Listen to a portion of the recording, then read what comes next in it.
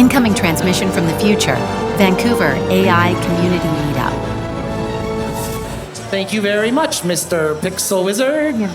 Welcome, everybody. You are at the Vancouver AI Meetup number 28. We've been doing this 28 months in a row. You are the Vancouver AI community. Thank you very much for being here. I got a whole bunch of special VIPs in the house tonight. We got our buddy Karu here from Tokyo. We got my parents here, Debbie Krug and Kelly Krug from Sacramento, California. We've got Peter Bittner, who came up from Seattle. Peter in the house in the back row there. Sarah Downey came from Victoria. Who else is here from out of town tonight?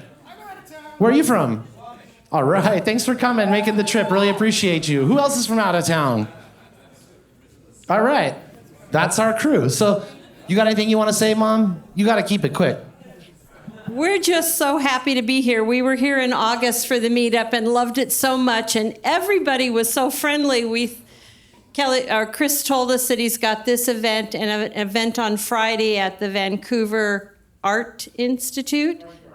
Art Gallery. So he asked us on Thursday night. By Friday morning, we said, we're coming again. And you've proven yourself exceptionally friendly once more, so we're happy to be here. Thank you. Thank you, Mom. Thanks, Dad. All right. So I'd like to get started here. We've invited some friends from Squamish Nation. Maybe you've met before.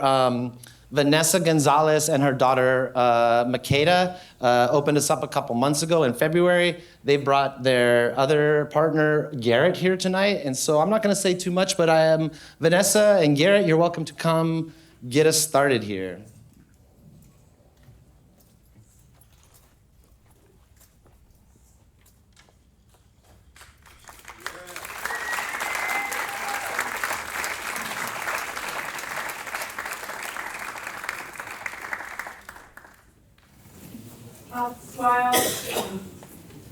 Hot Squile, Priest Jobslope Shaman, Vanessa Gonzalez, Tanachinpla, Aslahan Ophomel, Tanachinpla, Chechoe, Ophomel. My ancestral name is Jobslope, my English name is Vanessa, and I have my daughter Makeda here, and my partner Garrett, his ancestral name is Lash. I was thinking on the way over what I could share today, and I wanted to share one of our creation songs, our legends, I should say. It's about how the first people and where the mask comes from. We come from the mask family. That's what the markings on our face represent. So in the beginning, there was a big brother, and he lived over in Fort Mellon by Gibson Landing. And Creator had pity on him and didn't want him to be lonely, so he created a little brother. And little brother loved to dance and party all night long, so he would dance with his mask and stomp around, and they stomp when they're dancing. And so he would do that every night and keep Big Brother up. And Creator decided to give them a wife so they could occupy each other and keep them busy, so Big Brother would have a break from Little Brother. And Little Brother was so into his partying all night and dancing and celebrating and doing his dance. He would never prepare for the winter, and Big Brother always had to provide for him. So instead of going out fishing and hunting and gathering and drying and preparing for the winter, he would dance and party. And Big Brother got tired of him providing for him and being irresponsible. So he went up in the mountains, and there's a lake up there, it's a magic lake. And he found a stump, and he carved a sea lion out of the stump, and he put that sea lion stump into the water, and he prayed on it. and that water brought it to life. So he convinced his brother to go hunting, to go sea lion hunting, and they brought that sea lion that he carved out of a stump into the ocean, and they were canoeing, and Big Brother saw his sea lion come, and he was telling his little brother, "There's one right there, spear him." And so little brother speared this sea lion that he brought to life, and that sea lion was so strong because it was a stump, and it dragged him away and took him away until eventually Big Brother couldn't see him anymore. And when he landed on the island, and that's how the masked people are on the island, along with on the coast here. So that's how our people made it to the island. Yeah. So that's this little short version of how our people. And next time I'll share how our people spread down south. Excuse me, I'm sorry. The little brother made it to the island, or the big Yeah, the little brother, little brother. because he was stuck to that sea lion, To the sea lion, and he took took him him, yeah. away across the water to Beautiful. the island. Yeah, and that's how come we're related to half the island. But yeah, we'd like to share a song, and the song we're going to share is called the Unity Song, and it's from where my partner is from, up in Chehalis.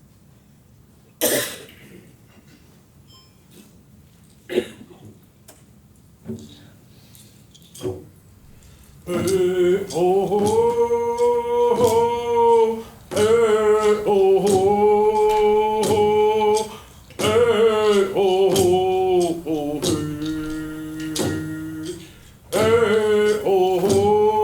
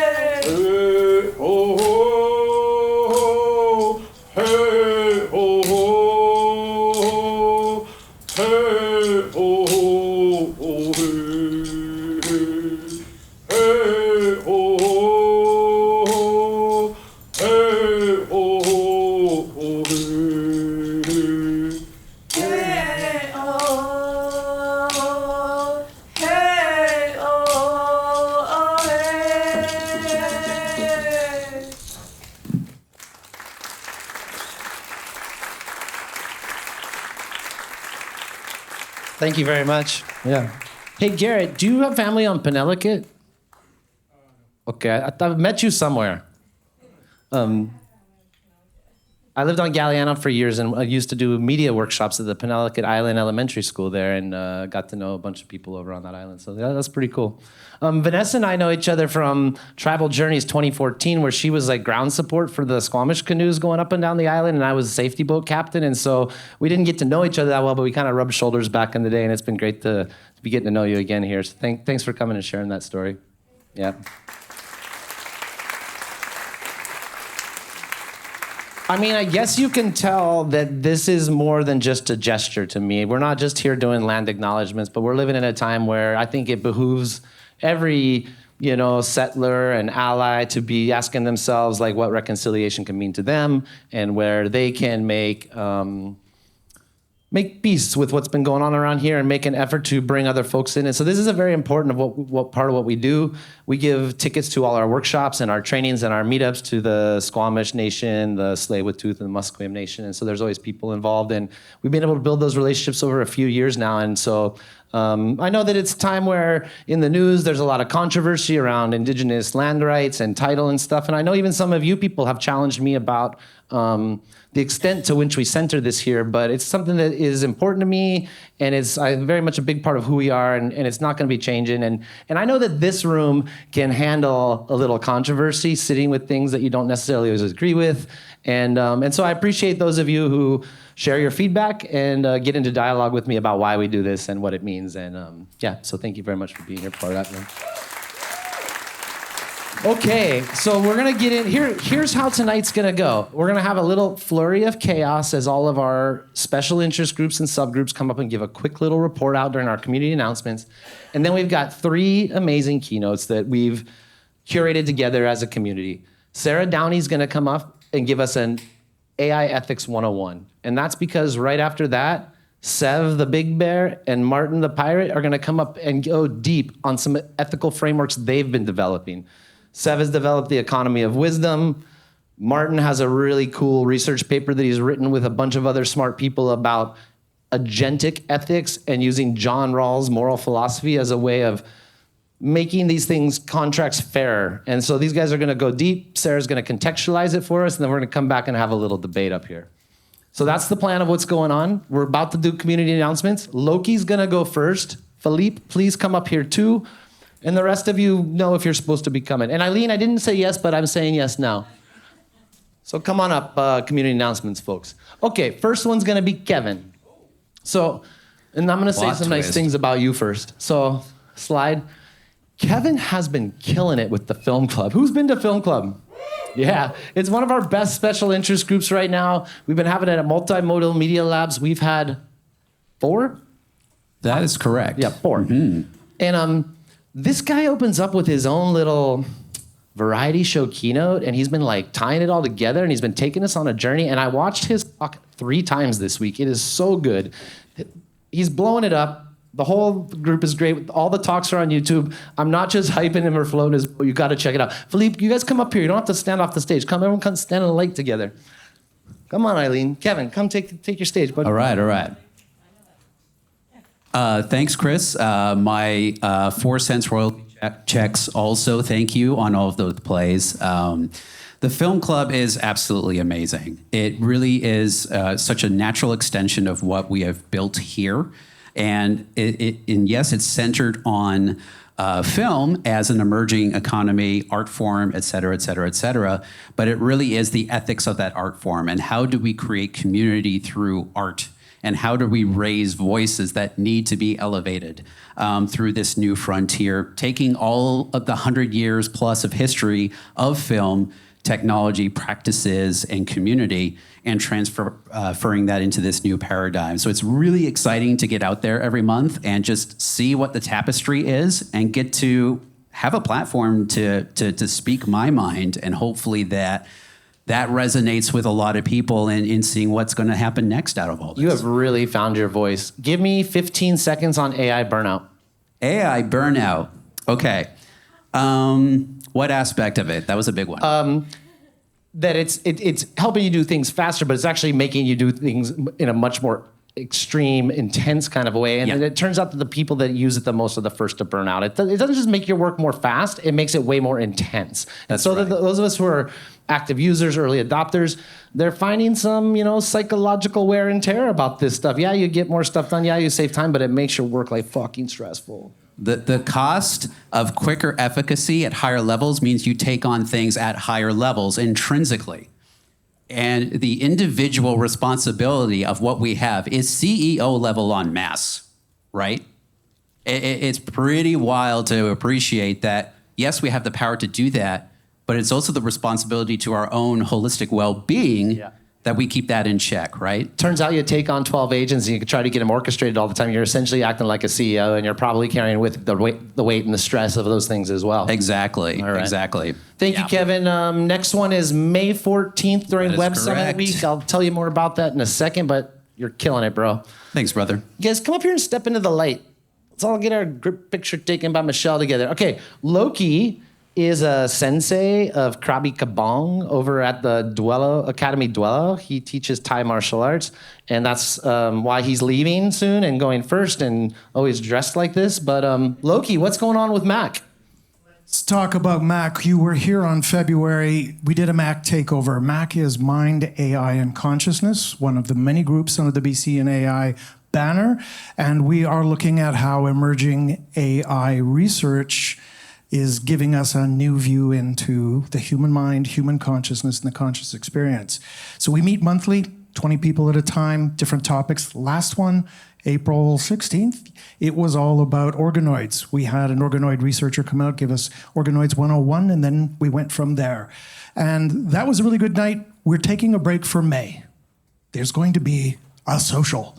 So instead of talking about mind and consciousness, we're going to use our minds and consciousness and hang out together, connect, be people.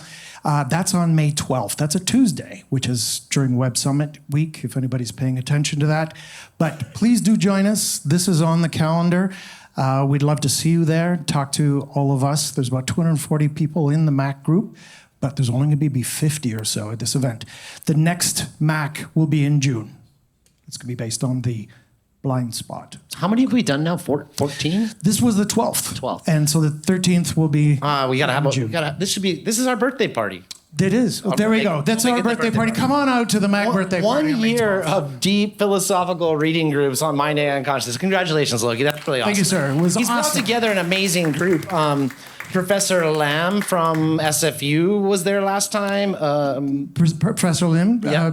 Angelica. Angelica Lim was there. Yeah. Suzanne Gildert was there. Yeah. It was quite the It's heavy getting hitter. spicy. There's a lot of PhDs hanging out. It's intense at times. So look forward to some people coming out. You should come out to the May 12th event. Check it out on the calendar, and then see you in June. Step into the light, Philippe. Thank you. This is Philippe Pasquet. He runs the Metacreation Lab at SFU. You guys know this guy? He's got several of his colleagues here as well who I've met tonight, a couple people from his lab, and he's always got a ton of shit going on. I don't think I've ever said from this stage what's happening at your next event. Did you guys know that he just got knighted by France? Chevalier Philippe Pasquet. Congratulations. I'm not gonna wear an armor though, but yeah. Imposter syndrome right there. Okay, so I'm gonna give you some updates from my world. Speak like you're talking to Americans. My mom never can understand you. Oh, fair enough. Okay. Well, it's training to get the French accent. It's exposure. Speak to a knight? It's true. All right, so yeah, quick round of I'm a squire. I can get away with a lot. updates from academia. Not everything is interesting, so I selected a few just for you. At the Metacreation Lab, we work on generative systems, and now that they are pretty good, we're working on functional generation. So you generate for a reason, maybe to calm someone down, you generate music. Music therapy works, it's expensive, etc. And so we just presented 2 new use of AI at the CAI conference. It's the largest conference for human-computer interaction. And now that AI works, as you all know, the big question is how are we going to integrate that and interact with these AIs in all of the things we do? And so the 2 that we were presenting this year was using AI to help people that, like me, are English as second language, and sometimes they're a bit stressed and fearful to talk in front of real humans and to show the weakness of their English. That's especially true for some cultures that I won't name here. And so we find that in that case, using AI for what it is, which is not human, but really good at grammar and syntax, actually improve a lot the stress and the blockage that ESL speakers have when they learn. And then the other paper at CHI was to use AI for chronic pain, when chronic pain management and journaling, again, in a non-threatening way where you wouldn't tell a human what you're about to tell that AI when you're losing it, because 10% of the Canadians have chronic pain, so it's a pretty big subject. And then closer to us, I'm organizing the AI Music Creativity Conference. I'll be there in September. It's in Berlin. It's going to come next year to Montreal at McGill, and then the year after, 2028, potentially here in Vancouver. So that's like first announce. So we're going to bring AI music, lots of musicians. It's concerts and papers. There's going to be stuff at night. So 2028, I'll about it again. And then SFU is hosting our national AI conference. Every year in Canada, there's the AI, Robotics and Computer Vision Conference, which is bringing all the students and the researchers of Canada there. It's May 25th and 29th, but just before the next Van AI. So if you're interested into a lot of academic work, it's on the mountain at SFU in Burnaby. Everyone from Canada, including all the groups from Mila and Vector in Toronto, are going to be there. If you want to meet the Canadian AI legends in research, they're going to be there. I appreciate you, Philippe. Philippe and I were together at that Banff Summit for AI and Culture with Minister Evan Solomon and Minister Mark Miller. We got to show off AutoLoom there. He's got like 10 people here, both colleagues and students in his lab and other collaborators. He invited me to publish a paper with him last year, and he donates our sound system. He helps me plan events, and I just really appreciate all your support, man. Thanks. Thank you, Chris. David, you go next, sir. Step into the light, please. Okay, thank you. So basically, the demo desk is coming back. So if you remember the old demos we used to have before these sessions? Remember Projwal's Jarvis? Yeah. Or like Lionel's Compo Vision? Yeah, we're going to bring them back. So we're going to have a post. There's a link on the website for you to sign up for your demos. We'll vet, we'll get you in, and we'll help you organize before the session. Bring your best. And let's be clear here. This is not you showing me your procurement AI tool. You can do that, but that costs money. This is Kush coming to show us weird shit he's building. Jai coming to show us like the stuff you're messing with. Like if you're building something and it's interesting and you want feedback and you want to show it off, talk to David. We'll set you up with everything you need in the lobby next time around. And if you want to come up and demo your corporate for-pay product, get in touch. It doesn't cost a lot, and we'll let you do it. Yep, definitely. So contact me. We'll get in touch. So okay. Thanks, Robot Daddy. Thank you. All right, let's see where we're going from here. No, it's cool. We got a thing going. Come on, Dean. You all right tonight, Mr. Wizard? Yeah. What's going on? I don't know. Where are we at? We're jumping here. So we've done the demos. We've got Comox Valley. There we go. So who heard about the Comox Valley launch? This nonprofit grows and grows. Oh my God. Get on up here and tell me about it. Come on. You can stay there, Quanah. Quanah Parker from Hornby Island. Hi. Comox Valley has got an AI meetup happening. So if you're in the valley, come out and see what we got going on. Yeah, we had one 3 weeks ago. I invited everyone in the valley to come. I called it meetup number 0. I was like, hey, you guys want to do something here in the valley? 65 people bought $20 tickets. Everyone with Quanah showed up. Quanah and I know each other from Hornby Island during the pandemic. He runs a makerspace there that I was a part of for a while, and I think the world of this guy. He's one of the most badass prompt engineers I know. He works for a company that is one of the big 5. I'll let him say it if he chooses. And he's speaking at the next Comox Valley AI meetup. So thanks for being here, bro. Yeah, glad to be here. Yep. All right, Alan. AI Ethical Futures Lab, meeting next Wednesday. I believe it's lab number 3, so we're taking baby steps. But it's a really diverse group of people from a lot of different backgrounds. We have a lot of fun. And you should come check it out. It's Parker Street Studios. And Nice. all the cords are on the... Thanks for all your help, man. Appreciate it. You're welcome. Alan's joined Kevin's crew. He gets here 2 hours early, sets up the video and audio, and he just stepped up to help with the AI Ethical Futures Lab. We've done 4 of them. They're awesome. Catherine, will you say a quick blurb about it? It is the who's who of ethics. It's so much fun. There's also great food, a bar. It's an amazing space. It's very welcoming. And people come to it with different ethical perspectives, different cultures, different backgrounds, which makes it so interesting and really is emblematic of our community, Chris. Cool. Thank you. Thanks, Catherine. It's one of my favorite things right now. It's a bit of a working group. If we talk philosophy with Loki, we get down to action over there. So we just participate in the People's Consultation for AI.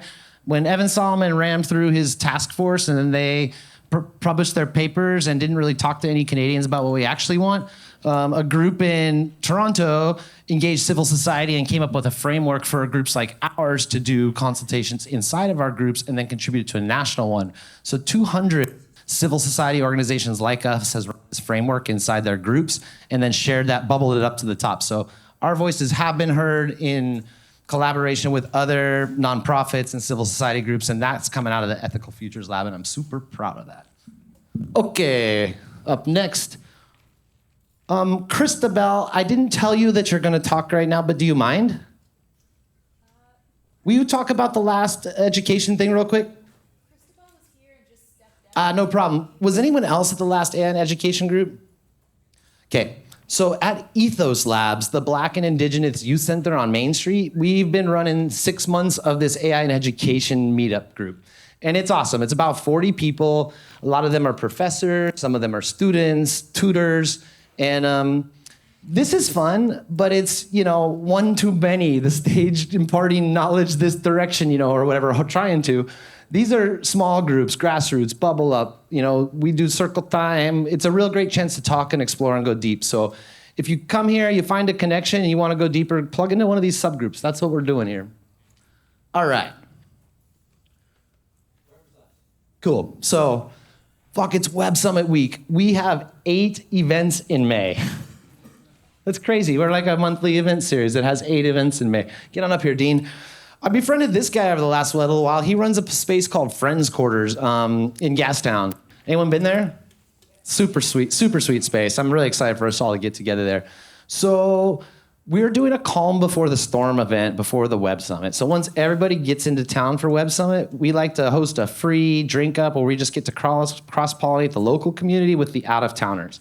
And I've been doing it at the Alibi Room because that place is kind of defunct, and I can call them the day before and be like, hey, me and 200 friends are coming tomorrow. Is that cool? And they're like, yeah. But it's not optimal. And I told that to Dean one day, and he's like, I'd really like to get your community into our space. Can we host the calm before the storm? I'm like, yeah, but I think there's room for like a monthly AI happy hour. No cost, no program, just to get together with people, drinks in the industry. And so he wants to host it. So we're starting an event called Aw Fuck. AI happy hour at Friends Quarters. Like, what else is there to say after that? Yeah, so Friends Quarters is a community that's embracing AI in our business, and some of our coworkers are working in AI. So we really do see a good fit with this community, and we just want people to come in and see what we're doing. We've got a great podcast space in the back. Everybody wants to do a podcast, and yeah, I'm looking forward to seeing everybody out for obviously the calm before the storm, and then the inaugural AI happy hour at FQ. Thanks, Dean. Appreciate it, man. I've made some inroads with Amy, the Alberta Machine Intelligence Institute recently, and they've asked me to prepare them a couple proposals. And one of them is they want to buy first drinks for everybody at AI Happy Hour. So I think, and then also I met this really cool guy called Israel. Did anyone meet Izzy here last week or last month? Izzy runs a startup called Sinheart, and he worked in Yoshia Bengio's lab at Mila for the last 4 years, and then he just moved here and he got in touch and he put his money where his mouth is. He's sponsoring here tonight. He's sponsoring next month, and he put in $500 for drinks at the thing too. So thanks, Izzy. He got sick last minute and couldn't make it, but you know, if Yoshua Bengio's grad student offers you a check, you'd say yes. And yeah. Hey, what's up, Christabel? You missed your moment, but come hang out anyway. Christabel is a teacher, and she's teaching Teachers AI soon, and she went to our AI and education group. And I just wanted you to give people 20 seconds about, you texted me after and told me you had a great time. And yeah. Well, it was amazing. And if you haven't been to Ethos Lab, if you haven't been to Ethos Lab or Labs? Was it an S? Lab. Lab. Okay, I just found out about it. It's so amazing. PJ is amazing. We all need to learn more from PJ. And sorry, I wasn't expecting to speak. Right now in the Vancouver School District, there's really not enough support for teachers to learn about AI, and they're really shut down about it, which is totally fair. I'm doing a Pro D on May 8th, and I'm new to teaching. My background is in digital stuff. And I'm really concerned that the kids know more than the teachers in a lot of cases. So if anyone has any ideas about how to support teachers and make it easier for them, I think the education meetup is desperately needed. Lots of good people. If you know anyone, tell them to go. It's good. Thanks. Yeah. I appreciate you letting me put you on the spot, too. Christabel's never been to one of these here tonight, but we know each other from like 20 years ago, so I really appreciate it. Okay, come here, you two. Up to? Eric, are you talking about your book? Are you talking about your book? Collaborate. Other things. That too. You're such a wild guy. I know. You know everyone else up here got approved before they came up here, right? Yeah, I know. So the wild card here tonight is Eric. Hi. If anybody's watched the Foundation on Apple TV, I'm the mule. Anyway, what I'd like to say is I have a book on Amazon about AI. It's Aspect, Love and Adventure in Artificial Intelligence, and you can buy that book. I have some copies here I tonight. also bought a copy for our library that's in the lobby, so if you want to borrow a copy, bring it back. Since our library's getting thin, you're not bringing your books back, so. But I got one in the library if you want to. But really, what I'm here to say is I'm working on a white paper about AI, and it's about edge computing in AI. And I would really like some feedback from people because I think this is a real thing. If you look at Apple, they're putting like neural intelligence in all their devices, and like AI on the edge is be a real thing. We should start talking about that. And I would really love some feedback. I'd love some feedback. Eric, have you been invited to our group chats? Not yet, but I did pay like $300 or more for a membership. You just don't read your emails then. That's no problem. Anyway. This is a great chance to talk about our group chats. Who here's on the group chats? About half. So who's on the group chats? If your hand is down, please tap somebody on the shoulder whose hand is up, because that's how we do it. One of them invites you into the thing, and then you're in the thing. Or you just read your emails. Well, yeah, so like... But I would like for you, the reason, I'm not here to make funny, I would like for you to drop your white paper about edge computing onto one of our channels, because guys like Sev, he's building a whole edge computing company. There's all sorts of people that are really involved in this space. I would love to do that. Yeah. I would love to chat with people because I am just amazed at how many people in British Columbia are into AI. Yeah, I man. can't believe it. That's because you're hanging around us. I appreciate it. Thank you, Eric.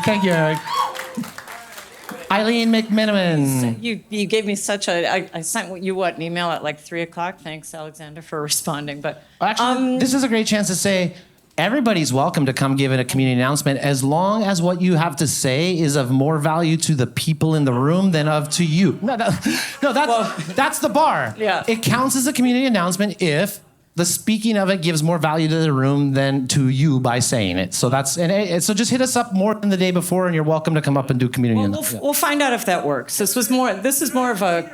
You did great. This is more of a cry for help than a community announcement. Just by a show of hands, are there any sports people in here? Or is it just me? Okay, good. So look, I work in the sports industry. It's a big behemoth. I happen to chair something called the Green Sports Alliance. We work on the carbon footprint of the sports industry together with all the major leagues, tons of the teams. They're all working on that. And just in the last 6 to 8 weeks, I've been really thinking about the digital carbon footprint of sports, which is exploding. I mean, as we talk about the data centers exploding, I mean, the data revenue for sports is now larger than the gate revenue and the sponsorship revenue combined. The data revenue. So they get revenue from the wagering, the streaming, the data and performance analytics, and also their enterprise-wide AI. They control that data. That's a revenue source for them. So what I'm looking at right now is I've written a bit of a position paper, would love the feedback. I'm drowning in the group chat, by the way, a little bit. Because I can show you how to sometimes I raise my hand, I'm like, hey, does anybody want to talk about this? And then there's a cacophony of arguments. I'm like, oh, okay, never mind. So if you do want to talk about this stuff, please come find me. Here's a pro tip. Yes, please. Don't read every fucking message as it comes in. Grab the chat at the end of the day, drop it in ChatGPT, say, what did I miss today? Give me the 3 top highlights. I'm trying to keep my digital carbon footprint down, and then set an automation that does that every day and emails you if there's something you care about. Yeah, there you ingest my group chats, tell me what the fuck is going on, and email me if there's something worth paying attention to. But I thought it was also worth stealing maybe 20, 30 seconds of your time going, does anybody care about sports? You got 10 more seconds. Anyway, no, that's good. So there's a position paper that's out to explain what the different revenue streams are, what the different leverage points. Did you know that just global wagering in sports alone consumes more energy than the country of Sweden and 4 or 5 other European countries? I am not kidding about that. Just the wagering, not the streaming, not the data AI, none of that. Anyway, how can you help? So here's how you can help. I've started a toolkit of contract language that can go into the contracts, because again, let me remind you, every single league works with every single big tech company, and they have leverage, they have power. And I think if we tap into this, we can actually make some things move to happen. So they can also, I've started a dashboard that I really am out of my depth on and how to put that together, but smart people can help me. Where they can track which each of their users, because they'll have 40 different suppliers, what their compute power is, what their grid dirtiness is, what their efficiency is. But again, I'm going to need more to make that happen. But when we can make it happen, we can get them to measure. When we get them to measure, we get them to reduce. I built her a really badass dashboard for this project, and I haven't had any more time to work on it. That was a different project. Okay. But this one I thought would be sexy and people would be interested. Cool, thank you, Eileen. Is there anybody who really needs to make a 15-second community announcement that I missed here? I'm just gonna ride the chaos 1 second further. All right, cool. That's a wrap. Good job, everybody. We're bursting at the seams, I tell you. Like, there's like 6 subgroups, 8 events this month. There's a lot of shit going on. I appreciate everyone coming up and giving a little report out. All right, let's get into the good stuff. Sarah Downey, come join me, please. Sarah Downey came over from Victoria. She's been doing change management for nonprofits for like 20 years. She's developed a unique AI methodology for working with nonprofits and onboarding them into this whole new world. And so I was at the I was at a VIA Tech event, Vancouver Island Tech event earlier this year, and we met and connected. And I've known Sarah for a long time too. She used to run the Power of Hope Canada, which is a really, really cool nonprofit that has made some of the most unique individuals that I've ever met in my life, like creative leaders like Roop and like Nadia and stuff like that. So I really respect your work. She's here tonight to give us an intro to ethical AI. And then, as I said, Sev and Martin are going to come up next. So anyway, thanks so much for being here, for coming over. And we'll tell you later about a course that we're leading together. Awesome. Thanks for the intro. I am going to tell you a story. 8 months ago, a stranger reached out on LinkedIn, and he was building tools to help people use AI with more integrity. And I was building AI governance processes for nonprofits. That's part of what I do. And so we got into an interesting conversation about a tool that he had built that was like a bias checker, GPT. And it was a great solution for me to share with some of the nonprofits that I worked with that were starting to experiment with AI. And it got my mind thinking about just the way that people step up and solve problems in this space, and it was really inspiring. All right, I'm going to read you something. The problem that confronts us today, in which the nearest future is to solve, is how to be oneself, and yet in oneness with others, to feel deeply with all human beings and still retain one's own characteristic qualities. Oh, thanks. So, does anybody know? So that was Emma Goldman in 1910, not talking about AI, but what she was talking about is relevant to every time in history when something comes along and reorganizes everything around us. And we have to figure out who we are within that change, within that time. And right now, we got a whole lot of problems. So I'm going to give you a bit of a drive-by look at the ethical AI landscape today.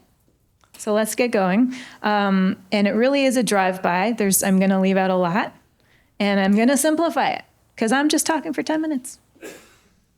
So number one, power. We have less than 10 companies that control the AI models that most of the world uses now. And the decision makers generally aren't the ones most affected. And innovation and speed in those companies is rewarded, and care is not. So let's talk about how people are affected. So what it does to people. Bias. We know that it's trained on human data, and human data is filled with prejudice of many kinds. And when we say bias, we're talking about, oh, you found one. Great. This is awesome. Oh, One second. all right. I'm gonna keep going. I feel bad for people watching the recording. Okay, so when we're talking about bias, I like to not just gloss over it, and this is going to be quick, but we're really talking about sexism, we're talking about racism, we're talking about all the things that aren't great that we've put into the world, and now AI is trained on that data and feeding it back to us and amplifying it, right? Then we've got the labor problem, jobs disappearing. We've got manipulation. So, AI studies your psychology and targets your purchasing decisions, and this has been happening for a long time, but, throw in amplified corporate greed, and this is getting scary. Wait for it. Take two.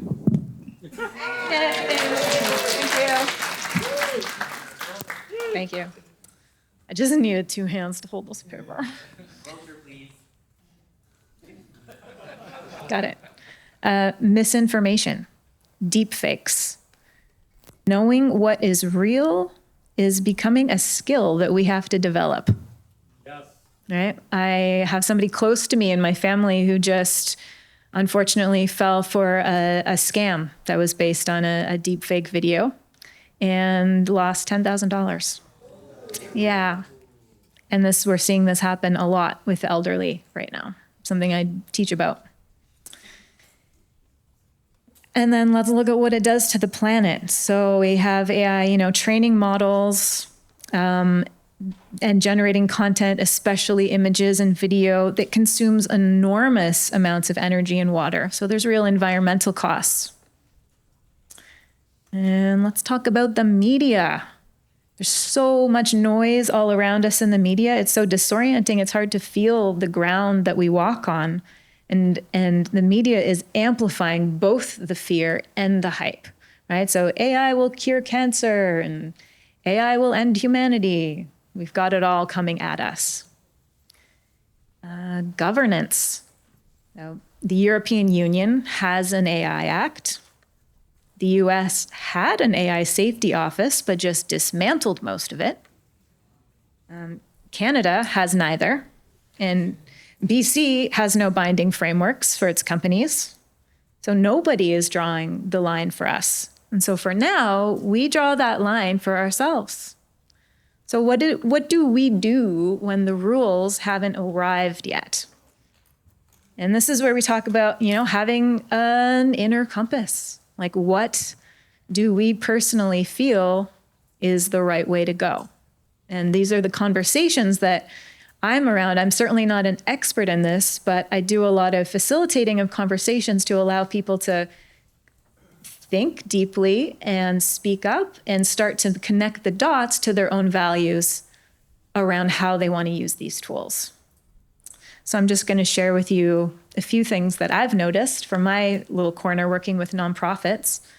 A lot of them have chosen to use AI to share images that they couldn't otherwise share to tell the story of what's going on in their nonprofit, right? Because a lot of times images, you can't take photos of your vulnerable populations. It just wouldn't be appropriate, right? So they're able to actually use AI to make excellent images that tell the story, that get the funders and the donors to give money to the charities so those people can be helped. And this is actually working quite well. So that's a use case.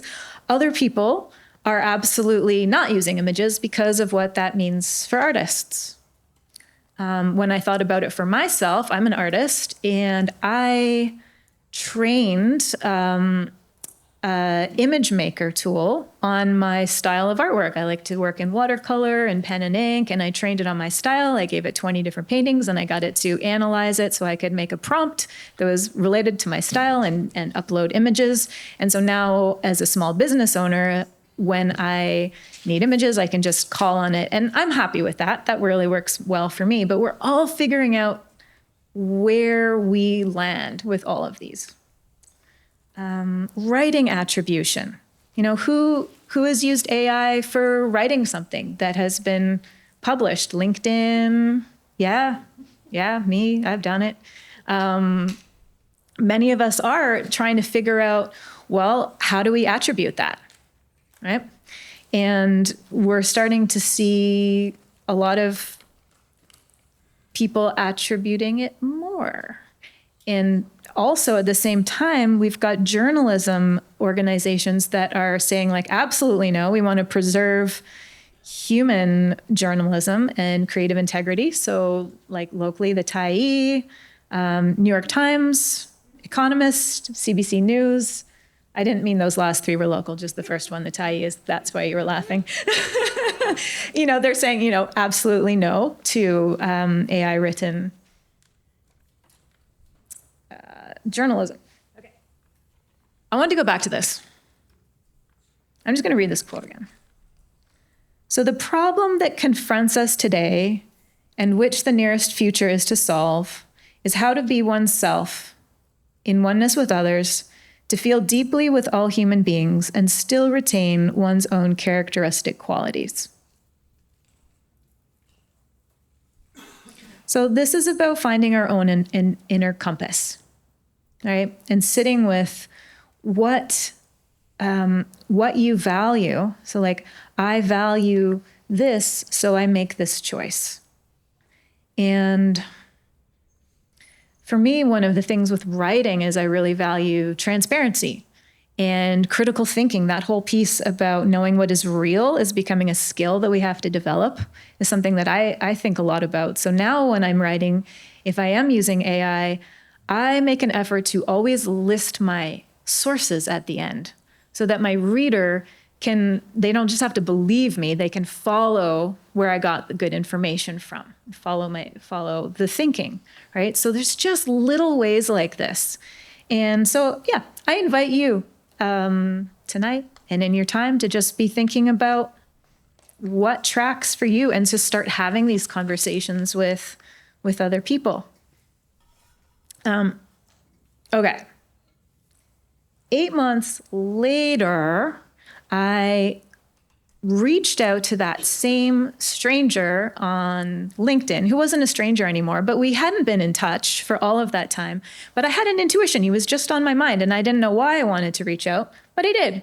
And of course, he said, "Oh, Sarah, I've been thinking about you, and I've been sharing your AI governance framework with some of the nonprofits that I work with." Great. And so we got chatting about just what's going on in life. And I was mentioning I was really excited about this responsible AI certification course that we're launching. And I asked him about that critical thinker GPT that he had created. And I said, you know, I'm not really using GPT anymore. I'm working in Claude. Is there any way that we can that I can bring that over somehow? I do not have a technical background. And he was like, give me a couple weeks. So we reconnected, and he basically built a connector on Claude that's an MCP server. I had to write this part down. This is really why I have these notes, because this was impressive. He worked on, this is from information that he gathered for the last 2 years. He'd been working on this, but he finally put it all together so that we could use it in the course. So amazing. 1,300 indexed entries, 200 biases. It's trained on 163 reasoning frameworks, 188 thinking lenses, paradoxes, fallacies, 300 plus methodologies, indigenous reasoning models, and across multiple cultural perspectives.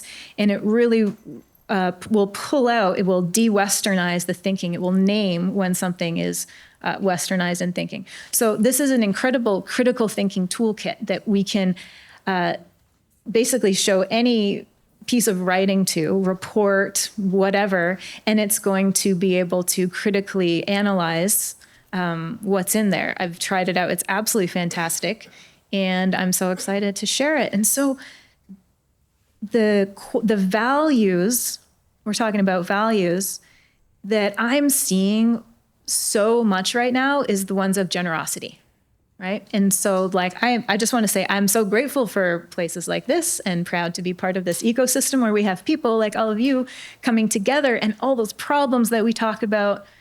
I'm just seeing so many people come up with solutions, creative solutions, very generously working on all of these together. So that is what I will end you with, but not yet, because are we going to go right into the talks? Yeah. So I'm super excited to learn from Sev and from Martin tonight, as I know you all are.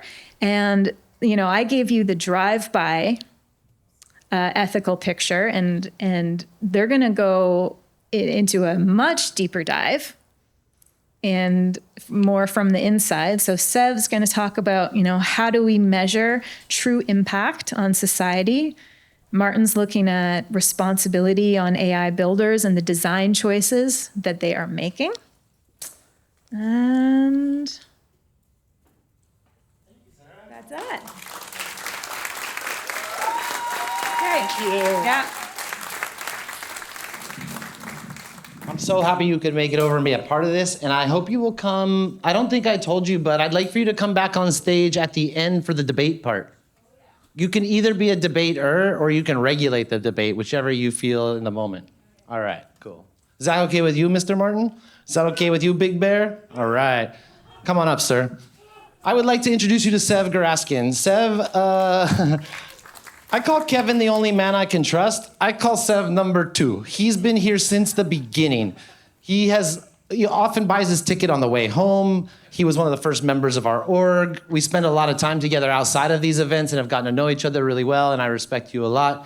He won a couple of our hackathons last year. He's building a tier 1 hardware company called Polar Grid right now that he's just launched alpha, right?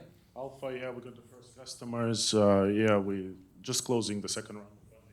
So it's good. Congratulations, man. I'm really proud of you. But he's also building this company of which he's the co-founder and CTO. He's building Economy of Wisdom, this nonprofit. He's building relationships and community, and it's been a pleasure to be in your orbit, sir. Thank you for coming. Also, he was supposed to give this talk a year ago, and push came to shove, and I canceled him the night. I said, Sev, we're running an hour long. Can I cancel you because you're my friend? And he looked at me, and I saw the bear, and he said, no problem, Chris. And so thank you, my friend. Oh yeah, that's been a year that passed by really fast. And the last time I was here, I was talking about hot dogs and holding the hot dog here. And it's been just. No, it is not, but it's controversial. So what happened is we were in downtown Eastside on Cordoba Street, and we started Economy of Wisdom Foundation, April and myself, the partners. So we're doing some outreach, and we met this person called Philippe. And he was sitting on a pavement with his back against the building, and he had all his stuff beside him, and he had a bloody nose and a black eye, and the sidewalk, the pavement behind him was drenched in his blood. So we sat down on the sidewalk next to him, and we asked what happened, and he said, well, I just got bitten up. Somebody tried to take my stuff. And the way he was talking about it was so matter of fact. He wasn't like complaining or anything. He just said, I got beaten up, and this is what happened, and this is how life is, right? And then we kind of got into more conversations, and he told us that he had a choice going into social housing, but some of the rules and regulation in terms of how much stuff you can take into social housing, the guest restrictions didn't work for him, so he chose the street. And then he had a computer, a PC with him, and I got into this discussion, and he was telling me how he ran into this problem. He had a virus, he couldn't send emails, so we started talking, and he started talking to me about the process trees, virus signatures, and how he got rid of the virus, right? And it was one of the more technical discussions I had. It actually was more technical than most of the conversations I have at the tech conferences. And yeah, he was a Canada Post worker, lost his job and ended up on the street. So after that conversation, I went home, and I'm just trying to figure this out, what happened. And it left me a question, why, first of all, why is he in this condition, and why is he on the street? And started thinking about our ethical frameworks. And over the next few months, I kind of dug into some network transmission literature. I looked at Yehuda's study about epigenetic markers of Holocaust survivors, where people who receive trauma in concentration camps, they pass it on through the generation, and it's biologically, they have the biological markers that carry the signs of trauma. And then there is more transmission attachment patterns, where kids inherit attachment patterns of their parents, such as anxious attachment with 80% accuracy, right? So kind of thinking and kind of trying to reconcile this literature with the current with current ethical theory. And I'm like, there's something wrong here. There's a gap. The existing ethics, they look at individual as isolated agents, as isolated entities. And judge the ethics based on some immutable characteristics of your character, whether it's qualia, some kind of qualia, which we argue, or maybe how well you obey the law, but they don't really measure about sort of what happens to this transmission of flows that come through you. They don't really measure about sort of what you take in and what you do with it and what you put out. And I kind of shifted my perspective and started looking at ethics not people as individual agents, but as nodes in the network. And in terms of flows, started thinking about what flows there are. There's emotional transmission, but there's also started looking at the Maslow hierarchy of needs and seeing in terms of how much fulfillment we take in and then we pass on. And according to Maslow, there's different layers of fulfillment. There is physiological needs, which are the lower level, and you're probably well familiar with the Maslow pyramid, and goes all the way up to like community belonging, self-actualizations, and there are many other fulfillment frameworks developed for thousands of years in other cultures as well. Hinduism has chakras, for instance, where you have the root chakra all the way up to crown chakra, self-actualization. It's actually very interesting how it maps to Maslow hierarchy of needs. And it made me kind of aggregate all the information and develop a concept called Transmutarianism, where I'm thinking, well, if we're measuring the moral, like what is first of all moral work? Is it just some kind of individual character attributes, some kind of qualia, some kind of, or is it what we do to the flows of human fulfillments that pass through us? So I guess, and what we did is like we kind of reduced it to a formula where we calculate moral work based on tau filtering and amplification. So it's kind of like a sum of filtering and amplification. It means how much what you do with flows that come through you, meaning how much deprivation you absorb plus how much fulfillment you put out, modified by the cultural coefficient. Because it's up to different cultures to define different ethics.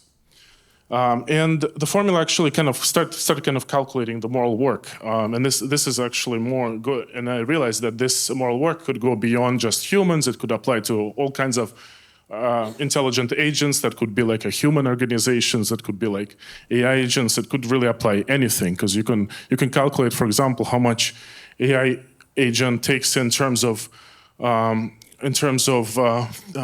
deprivation, meaning like how much energy we put in, how much training data we put in versus how much fulfillment it creates for human being. And you can calculate all that on both sides and seeing if it does net positive or net negative moral work. So then we took this framework and we thought about it, well, what do we do with it now? So in March this year, and it was different weather condition, rain, snow, and we're not the kind of people who's gonna wait for funding or wait for somebody give us permission, because like we gotta do the work. This needs to be done. So we went back to downtown Eastside, and we created a survey where we asked underhoused population a series of questions. One is specific, what do they do to this human fulfillment flow? And second question about their knowledge and what they think AI should be, because there's no one else who did that survey before. And there's 3 stories that really stand out for me in that particular work. The first one was Mr. Lang. And Mr. Lang, when we asked him about what do you do to the stress, do you pass it on, do you absorb it? And he said, well, I absorb most of the stress. And then we asked about whether, like, what kind of, does he do anything to help other people? And he said that he reversed 250 ODs. 250 overdoses, 250 lives saved, no attribution, no credential, no recognition. He's playing a paramedic on the East Side. Then we had this interview with Julian, and Julian as well said, when we asked him about, do you help anyone? He said, I took 69 people on my boat and brought them back home. So he reversed 69 overdoses as well. Now, in British Columbia, we have a medical board and we have physicians, and we hold physicians in high regard. They save lives, and the average physician, I think, is getting paid, and don't quote me on this, I just quickly pulled this number, between $350,000 to $500,000 a year. They save lives, but I mean, here's people on the streets who save lives too, 250 of them. We don't recognize them. There's no ledger, there's no attribution.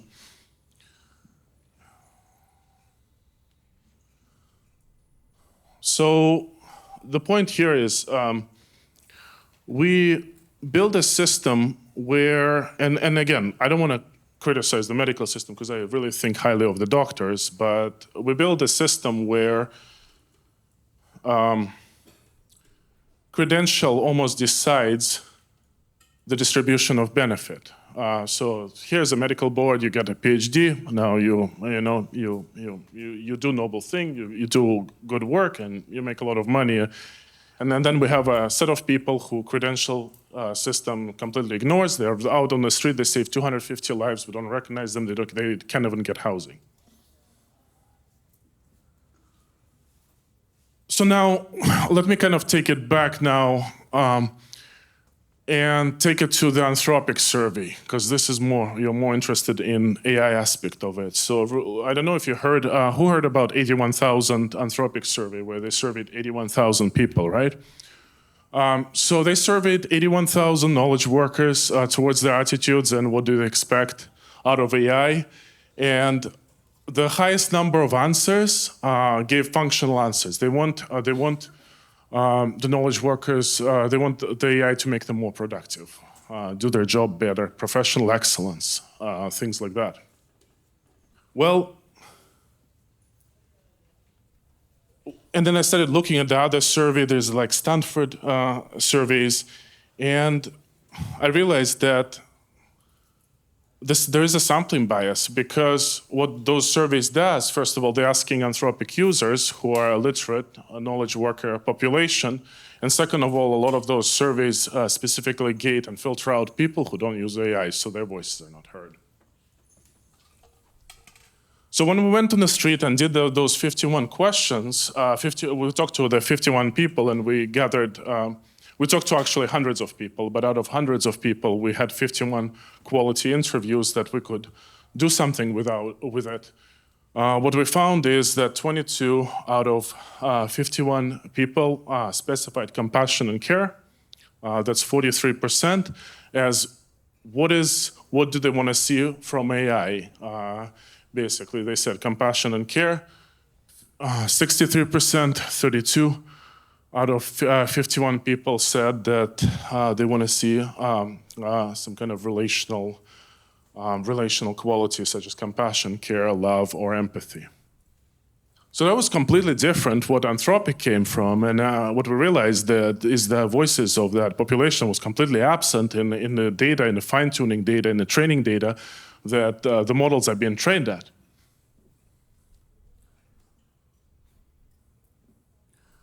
So I think going forward, it just illustrates the bias in AI that Sarah previously talked about. And so now what do we do to this data? I mean, we got the methodology. I mean, I think other teams can go on to their community and gather more data sets, and maybe perhaps we can broaden the inclusions of people. But beyond the inclusions of people, we got to also think about, as we take that data from the people and the data goes into training the data sets of the models, we got to start thinking about also the distribution of the benefits. If the model is going to create universal abundance, where would the benefits from that, how would the benefits from that universal abundance be distributed? And that's kind of led my thinking, and we started creating infrastructure for attribution, where you could actually start running anything you put out. You can create an immutable record of the blockchain. You could put a license on it and then attribute it back. So together now we can choose to select the pipelines which and build the pipelines which basically, first of all, take the data, attribute it properly, and then use it as a training to the models, and then with immutable proof and ledger of attribution, we can set the condition for future distribution of benefits of the abundance that models bring. All right, I'm going to stop here. I think you heard enough. Thank you.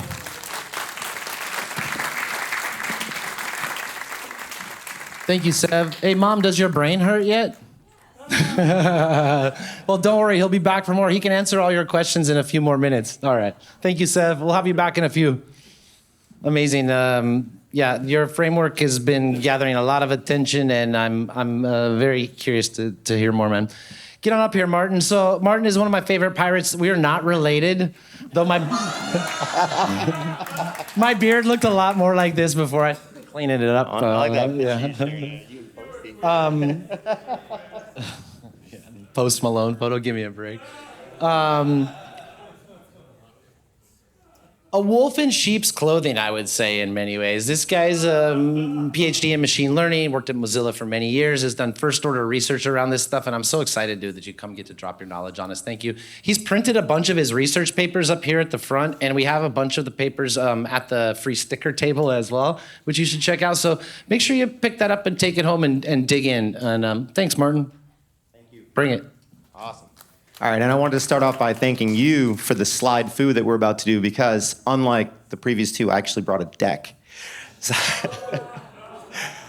all right, thank you. All right, so I wanted to take the opportunity to share a piece of research that I worked on, but starting out, like, I'm so proud of this community. Find my light, so proud of this community, the work that we do, and as Sarah said, but also as Chris has said, time and time again, this is a place where we can respectfully discuss the hard problems. The topic I want to talk about is actually a piece of research that we did. This is a peer-reviewed piece of work that is published in the International Conference on Computer Intelligence as part of the proceedings of the first Agentics Conference, which happened in 2025, October, in Marbella, Spain. It was a collaboration that spanned 3 continents, but was started here locally. So we worked with students from UBC, from University of Waterloo, and the organization that I was at that time, EPAM, to basically bring this work to life. But part of what I actually also want to make sure that we touch on is like what it means to be building with AI, which I hope will resonate with a lot of people in this room, because I think a lot of you are building with AI. And every time that you produce something, you're making choices that will impact the users of your product, but also the total corpus of amazing things out there that other folks will use as an example and build upon. So I want to acknowledge the other authors here, the fantastic collaboration with the university. This is an open source project. The repo is on the end. You're all more than welcome to participate. In fact, that is my #1 goal, is to get you to go click on that repo and fork it. All right, here we go. Martin, what yeah. were you say about Rawls in the opening comments too? Oh yeah, well, this is the Rawls opening comment. So Rawlsian agents, who here has heard of John Rawls? Is that a familiar name? All right. It's like a small subset of folks. So I want to distinguish between the theory and the individual. John Rawls was an American contemporary political philosopher. He put together an idea of justice as fairness.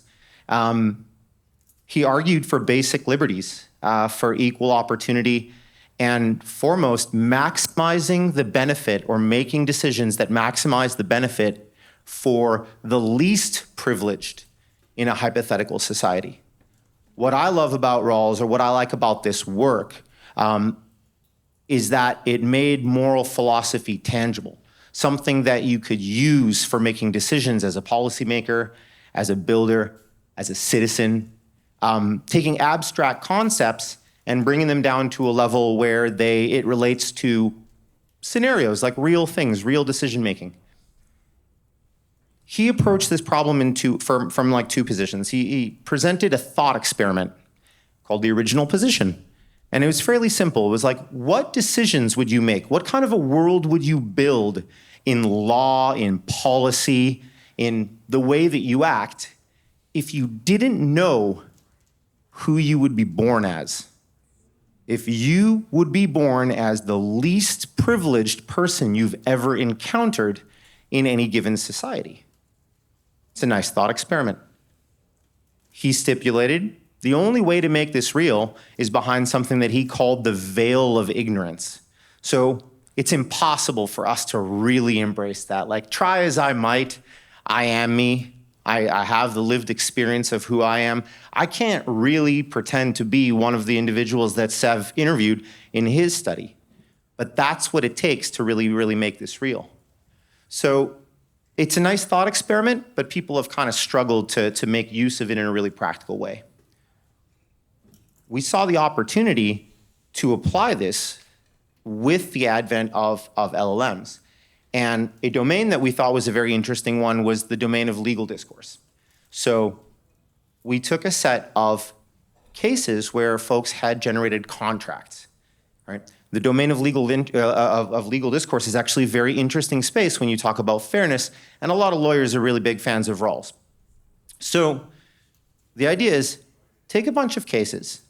We have examples in the public domain of contracts between individuals or corporations that have been deemed unfair, unsuitable, or morally ambiguous, been appealed, been revised with new language. This is a perfect training corpus to evaluate how an agentic framework can work. We have we have something that we know ground truth to be unfair or biased, and then we have the correction, and it's all text. And a lot of it is available in the public domain due to the way that the level of transparency that we see in the legal space. So these are some examples of the kind of egregious unfairness that we found in public nuptial divorce separation agreements. We also applied this in the space of commercial leasing, where access to legal counsel is hugely asymmetric, right? So your financial position actually defines the availability of legal access to your negotiating power. And we see those asymmetries creep into the outcome of these contracts. So this was the high-level approach, and I don't need to go through all of it, but we essentially built out an agentic process that encapsulates the different processing stages of this and applies Rawls's principles to blinding each of these components from the party that it's representing. So you have a single agent that's responsible only for parsing out positions from the contract, people's priorities, statements, facts, priorities. It passes it to the two reviewer agents. Unlike any human lawyer or human individual ever could be, these individual agents don't know which party they're negotiating for. They only have the set of facts, and they are put to the task of collaboratively drafting a fair agreement that meets the needs of their party. Yeah? They pass that to the arbiter agent that iterates on that. Now you have a draft of a contract representing two parties who might be in competition. This might be a zero-sum situation where they are actually competing for the outcome of this, and so forth. You end up with a final draft, and the hypothesis is this is a fairer way. This is a baseline for what constitutes a fair process when you're treating these LLM units just as information processing nodes, as opposed to reasoning. The intelligence is in the design, is in the transfer of information between these. So what we have on the next slide is just an information management problem where you have to strictly control what information is available between these parties to ensure the tasks are carried out in a way that prevents the propagation of bias through the network. Cool. It worked fantastically well. Next slide. Thanks.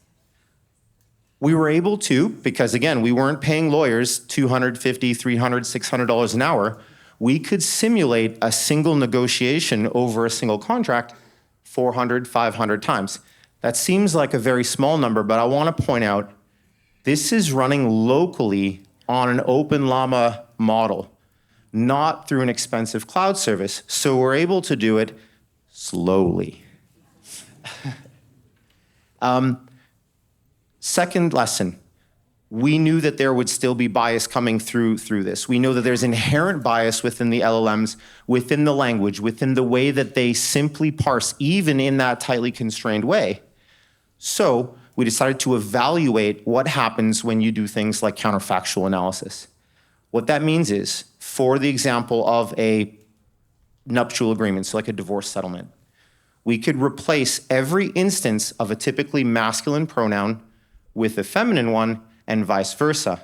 We could mask the names of an individual, a proper name that would typically be masculine identity with a feminine one, recreate the process, and then see if that changes the final outcome of the contract. You can do the exact same thing for any risk that you're concerned about in terms of the bias that might be coming into your system, if you can systematize controlling that. So within a very, very large number of simulations, we found that this methodology, by controlling the flow of information between the processing nodes, we got a very, very stable production of contracts. We took this to mean that it's working, that the contracts are stable to permutations where we could switch the gender or the presumed gender of parties within the agreement by masking their surnames, pronouns, etc. Or sorry, proper names, pronouns, etc. When I gave this talk a couple weeks ago to an audience at the DAMA organization, someone proposed an absolutely awesome variation that we're actually working on right now, which is you can do the same thing with, let's say, typically ethnic names. So create a database of names that would typically be associated with a particular ethnicity and perform precisely that same trick by swapping those out in the different scenarios. The other nice thing is, unlike using an LLM to judge the output of your LLM and going down an endless rabbit hole of bias amplification, you can do this with regular expressions. It doesn't cost you any tokens. All right. So lessons that we learned in building out this system, and I think that apply kind of generally regardless of the application that you're working on, is one, manage your information flows. We know that bias not only propagates through these systems, but it also compounds. We've seen that in so many different scenarios. Sarah spoke to it, so did Sev. We've heard it before. Second, if you're worried about the impacts of AI, analyze your counterfactuals. This is a methodology that applies to literally any risk that you can articulate well enough to systemize the testing. I advocate for doing that in any kind of AI system you build for any application whatsoever. If there is a risk you can think of, systemize the testing of that risk and evaluate the stability over that. And then third, don't hand over the keys. The intelligence is in the design. The choices that you make when you string together data flows has massive impact for the way that that system is going to perform and the impact that that's going to have on your users. And that is a moral responsibility for individuals building with AI. I'll quickly put up this slide that's got the resources. As I said, the project is open source. You're welcome to contribute. If you have institutional access, that's where the paper is at. If not, I printed a bunch of copies, or hit me up and I will get you a PDF, no problem. Connect with me if you'd like. We've got a bunch of interesting stuff that we're doing, including more robust tests. And for those of you following the latest and greatest in like open source or open access models, I'm more than excited to try out Ossington 4. That is a homegrown open source model fine-tuned on specifically Canadian legal corpus and Canadian French.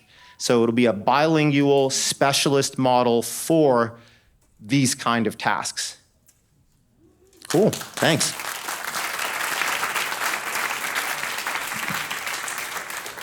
Thank you, Martin. I'll let you start.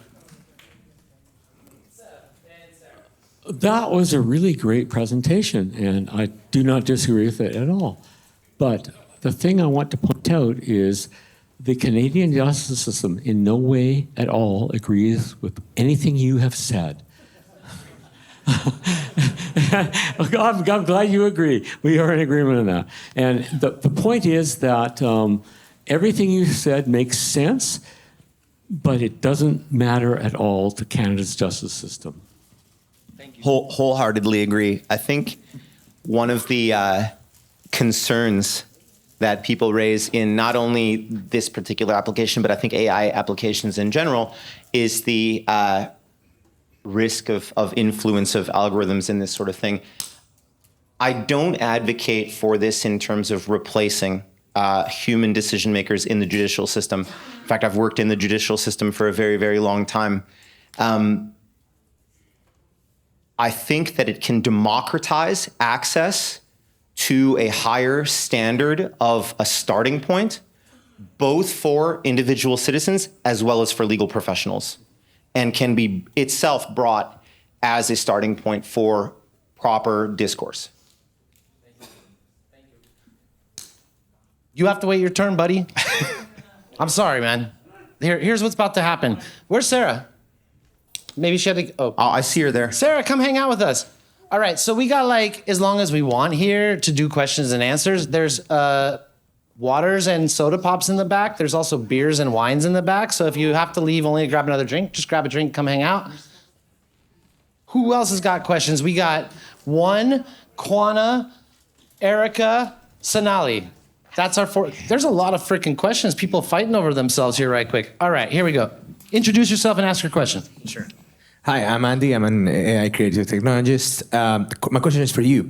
So the model that you got, I mean, you guys are doing great. I know Sev from a while, so all respect to everybody. But the model that you're putting is just for legislation. And the more you kept talking, I was like, this could be used for HR purposes or any other purposes. Has that been tried for that? One. Second. At a time. Oh, okay. Cool. I don't have that good a memory. Who has my other microphone, by the way? I left it somewhere. If someone would yell at me, that'd be great. So the reason that we went with like this particular application, purely pragmatic. We were able to find a good corpus of contracts that were public domain, annotated by legal professionals. We had ground truth for what it looked like with bias. So like the counterexample, which is usually in like classic machine learning, like the hardest to source. And then we had the definitive correction. So we could benchmark the output of our model against the post-appeal corrected version to see if it even corrected the same clauses. And it did. So the lease agreements, like marital agreements, that was low-hanging fruit because it's public domain and really well studied. But like, you're absolutely right. Like the same framework, the same approach, the same methodology for counterfactual analysis. We use it in HR flows, so like screening candidates. Yeah.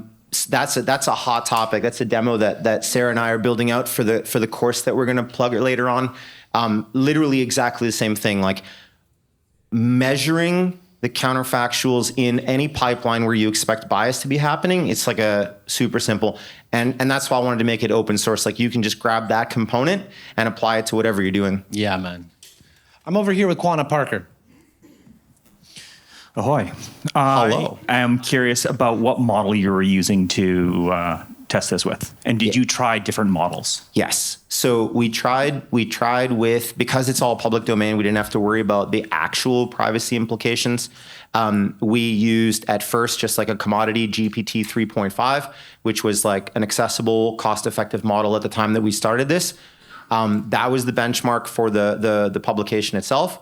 But we wanted to see how far we could push it. Because again, we got rid of that constraint because it's not actually a conversational agent. It's just a textual processing unit. We didn't have to worry about the timeliness. So we used the current Olama version at that time, running completely locally, isolated on a 2013 MacBook Pro. All right. Sorry? Olama's a framework, not a model. No. He meant llama via Oh, Olama. yeah, sorry. Whatever the open source, open weights Olama model that was like top benchmark at that point. When was October 2025. Quanta's one of his jobs is that he's a model tester. He's a prompt engineer model tester. So he's doing benchmarking. And he knows the models more inside and out than probably anybody. Yeah, love it. Do you have a follow up for this, or was that just like a? I'm gonna bring you the mic. No, that's what we like. Again, yeah, we didn't have a budget to like go across the spectrum of all of the let's say commodity models that you would pay for per token. Even inside the local model. No, it was just those two. Yeah, we wanted one example. Eric, you're number 6. So in terms of the stability, it fell within the same. Actually, one of the slides that I cut, because I know Chris hates slides, was actually the cumulative density over BERT score. I don't hate slides. I just hate cumulative density over BERT score. It's in the paper. It's in that paper. Yeah. I'm over here with Erica. Hi, Chris's dark mirror doppelganger. So I'm just wondering, can you talk a little bit more about the biases you found in gender when you were looking at this? So the reason to test for that was indeed like, if you leave the full names and the pronouns in, you will find that just in the core model, so the piece that we have no access to, it does have a propensity to process the information in such a way that typically, let's say, feminine associated adjectives will be more present from a pure like word frequency account when describing the, let's say, female identifying party. And the same bias applies for males. So very, very like specifically, if you have a piece of a contract that references a party and you've left in the he, him pronoun, the text output after parsing that will contain more, let's say, masculine typical adjectives and vice versa. And then that will propagate through the entire chain of reasoning. So things like rational, correct, strong, these gender stereotypes that we know are present within the models as well. And so by performing that experiment, we were able to get a situation where, regardless of which party was in fact the masculine identifying, feminine identifying party in a particular agreement, the agreement itself, like the end contract, was stable. So it didn't vary. She had a follow-up. Hold on, Erica, just a second. Let me pass you the mic because we make YouTube videos for the whole wide world. Yeah. Okay, I'll be cognizant of that. I'm just curious, if we expand on that, did you find that in gendered identity, was there a particular gender that was then getting, I guess, what would you say, like, was getting privileged in that scenario, in general? I wouldn't want to extrapolate from the number of cases that we were seeing to a more general case, but in those few cases, we evaluated the full Cartesian product of substituting the parties for, like, so that any contract would be between a male identifying female, same gender, so male, male, female, female, and the opposite. What you're saying is if when you ran the opposite, it would have produced a different result, that would have been a fail in your tests. Correct. Yeah. So that the reason to perform this is to demonstrate that it is not introducing that bias. Right. Eric, you're number 6. I'll get to you, sir. I'm back here with Sonali. Hey everyone, very insightful presentations. I have a comment and a question for Sev on your presentation on ethical frameworks. So when I think about ethical foresight, one thing that I keep coming back to is this really popular thinking, which it's very popular with the indigenous communities, how the Nishnawbe Confederacy, which is one of the oldest continuous democracy, as well as you mentioned Indian Vedic knowledge systems, you were talking about chakras, but Vedas even older than that, is the 7 generations thinking, which is that whenever you're taking any decision, think about how it is going to impact 7 generations in future. So I thought that was very relevant to your conversation. I resonated with most of the things that you mentioned. One of the questions I had was around Maslow's law. Do you think with AI, this is our opportunity to break through from those lower levels of survival and existence and move up to the self-actualization level?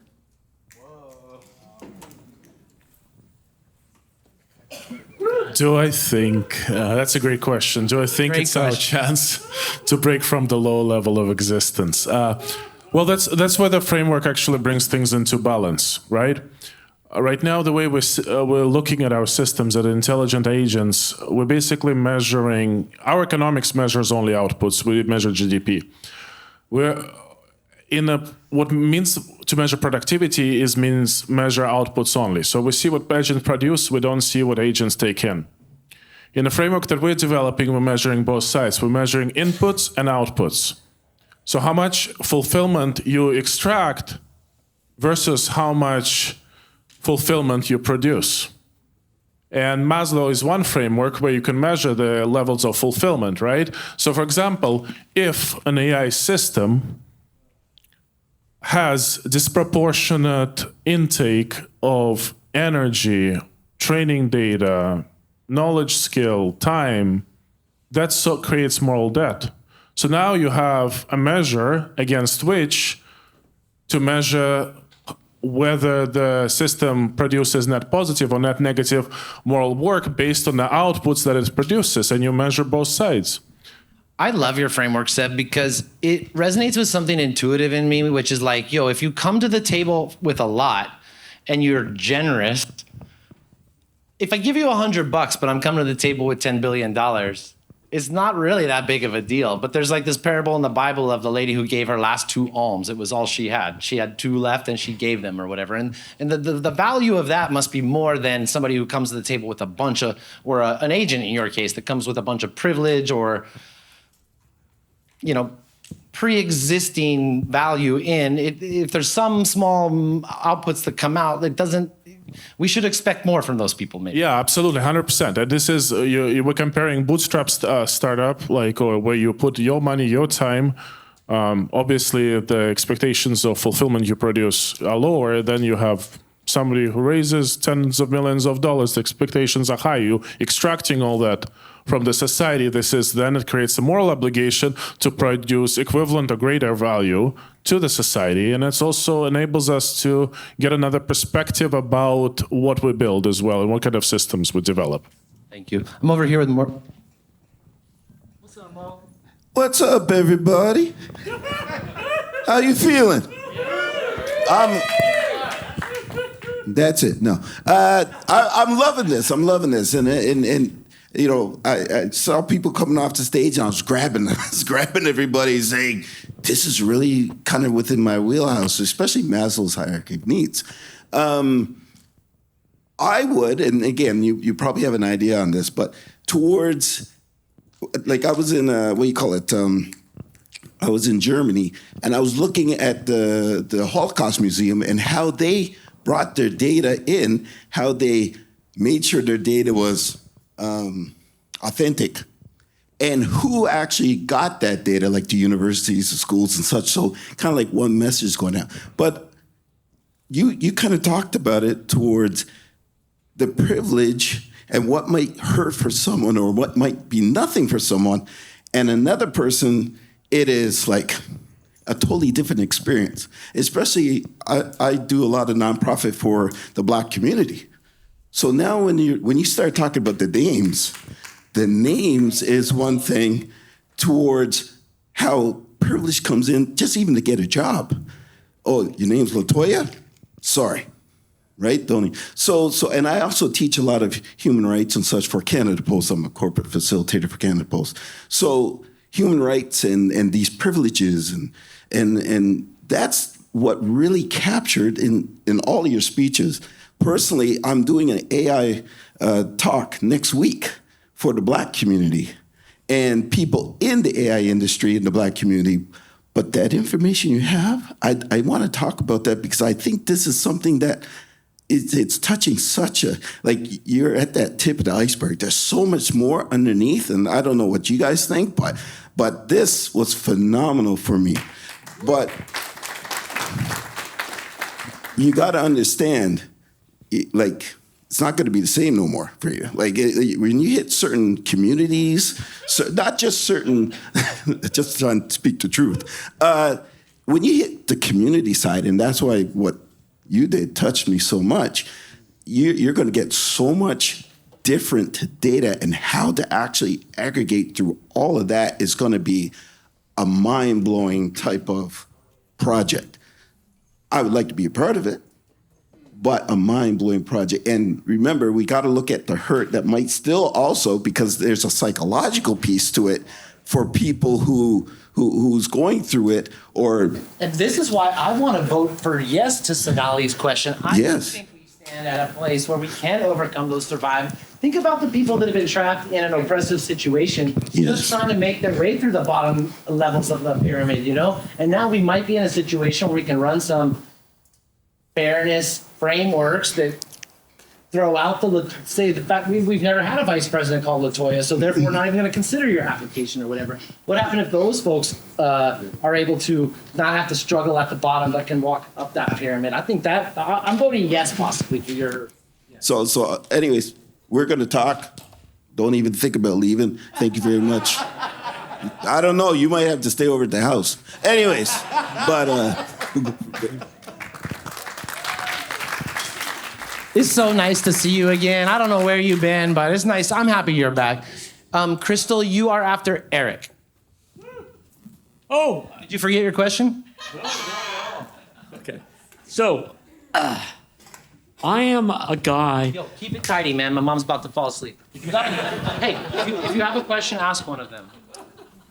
The guy with the cool hairdo. Thanks, dude. I applaud him. I am at the intersection of justice and AI. And one of the things I was in... What's your question? Can AI provide justice? That's my question. And my context is, today I was in BC Supreme Court, and I did not do well. But it's not a defeat. But the point is, can AI deliver justice to the common person? I think it's more likely to be just than most humans. Hey, Morgan. I think... Sorry, one sec. Just hang tight. Then let me bring you the microphone if you insist. I think that the application that we've done here is an example of like how you can use AI as a tool to facilitate the democratization of access to justice. Thank you. So we're entering the rapid fire mode now. If you have a question, you can ask one. It doesn't require context. We're gonna go Crystal, Morgan, Jackie, whoever that was over there. I'm gonna catch up after that. That's, I see you. Okay, Crystal, it's a short question directed to our panel. He's Eric, right? Eric, thank you. You kind of built the foundation for what I was about to ask. So I'll go back to Sarah, and the individual is the heart of society, conserving the essence of social life. Society is the lungs which are distributing the element to keep the life essence, that is, the individual, pure and strong. The oneness of the human race is a fact, yet each person must remain a unique entity. True social harmony grows only out of the solidarity of interests and the freedom of individual expression. That's what you quoted, right? Emma Goldman. Now I have a new person in the room that we all know, but that person is an elephant. The elephant, the invisible elephant in the room. So we have all collectively let down 8 billion people on this planet. Each one of us, I consider myself responsible. You know, I write about that. I have created political parties. The government of Pakistan, unfortunately the place that I was born in, is willing to spend $50,000 of my taxpayers' money to get a red warrant from Interpol against me for writing, the crime of writing. I appreciate your literature. Okay? Now we get to your question. The question is, the elephant in the room. All three of you, Sev, the gentleman, Sarah, you talked about AI and ethics. You talked about creating a better framework for human beings. There is a third being that we have created, and that is AI. My problem is a trusted execution platform, zero trust. AI, we have to come up with a mechanism that we stop humans from corrupting AI. AI to me today is like a 5-year-old child, which is pure and innocent. But if the Trumps, if the Putins, if all the bastards that are there in this world remain, then AI would become as bad as all of us. Thank you for your comments. I'm going to stand for this. Can AI bring justice? You can't create justice through AI, but you can make justice cheaper or easier or more accessible, and that's, I think, where the win is. Looking at your paper here, sorry, question. Yeah. So this is a great framework to get people who are in an adversarial relationship of some sorts to agree to a fair framework. But sadly, all of us who have been in courts, we know the point of courts isn't fairness or justice. The point of the courts is getting your way. How do we convince people that following your framework will get them their way? Love it. I've asked you this 10 times, Sev. Yeah. I'm like, why would anybody in power play in this sandbox? You know, like that seems to be the. But then there also seems to be like some like requirement for ubiquity into these systems, lest it fuck us all. I actually didn't expect to go on that rant. No, it's for you guys. Yeah. But like, were you asking either one? Both. All three of you. Yeah. Yeah. You're all sitting in the same hot seat. Absolutely. Yeah. Well, yeah. The question you're answering.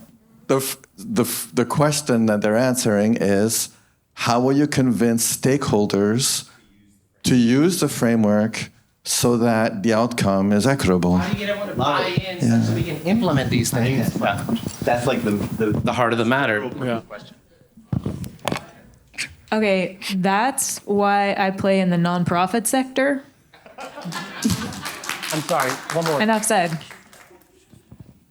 I actually think that's a fantastic question. I don't want to do it a disservice with like an answer, but I also want to be mindful of time.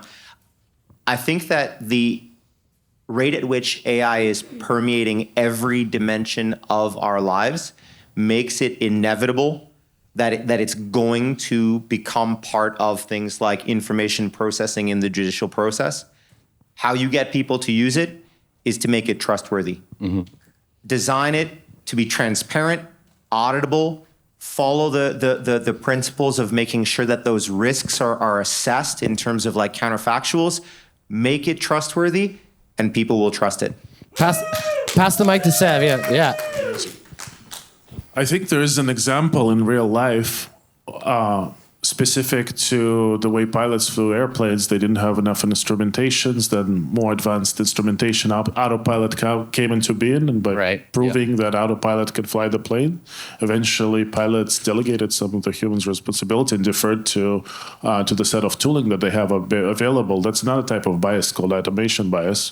I'm not going to say whether it's good or bad, but this is what it is, and I see it happening with AI systems over time as we get more comfortable with them. I got a question. Take a random person off the street. Would you trust their moral judgment on a particular decision or a random AI off the street? Which one would you choose? Sev? Random person or random AI? Like let's say like state-of-the-art model. Claude 4.7 ethical decision or human? Ethical decision, Claude 4.7 or human. I think I would trust humans that operate in scarcity environment because I've walked the road of knowledge class, I walked the road of people who have nothing, and I would trust those people. I would say homeless people. Martin? More than specific, because are the people that have some kind of interest to be more productive. I think that's a reasonable answer. Martin? Yeah, shout out to Grandpa Philippe. Neither. It's too big to trust with either one. Mm-hmm. Yeah. I mean, when you get Claude 7, you get it and its 12 best friends running agentically through loops. When you get one human, you don't really know what you're going to get. Yeah. Sarah? Oh boy.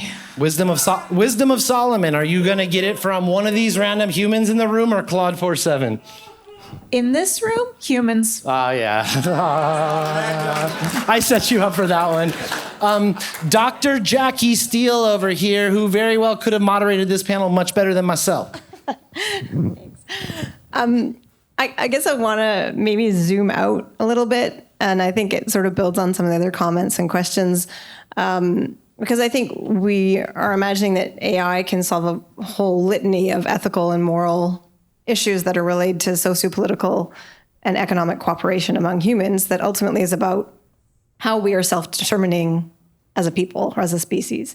And I don't know that we're thinking through how we tie this back to democratization of access, of course, is something that I think your model is trying to build literacy, if I understand correctly, to get sort of informational power distributed more democratically to all people, to be able to equip themselves within a court of law to know what the stakes are going to be and how they would, position themselves through this model. But at the end of the day, we know that gender blind and gender neutral, race blind, race neutral solutions are actually still implicitly flawed and imbued with tons of bias because there's so much context that can never be brought into the decision-making facts. And that positionality, of course, changes so much.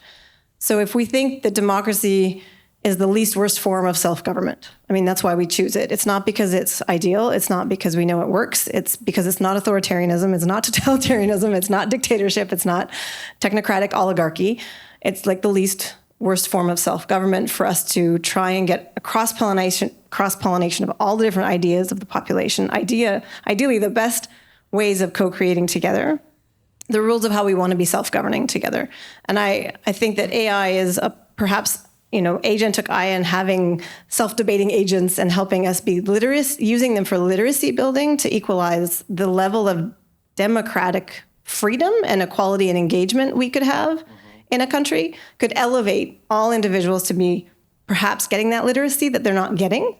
But at the end of the day, those questions of how we live together, no AI, no one human, no one group could ever solve if we want to really think about the diverse needs of the radical individualities that are necessarily needing to inform those decisions and outputs. So I guess I love the idea of these models debating themselves and providing alternative, theorizations and positions and possible solutions.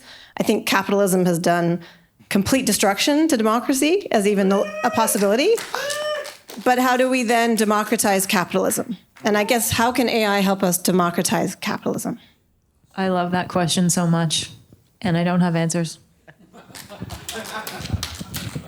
It's perfect. I think this is a topic that's actually come up in this very space time and time again. It's problematic that the organizations building out these tools of incredible power fundamentally do not have our individual well-being anywhere within their priorities, and that's absolutely a problem. I think we have handed over far too much control to product companies, frankly, and there's nothing inherently evil about a product company, but they're building products, and that's what commodity AI models, Gen AI models today are.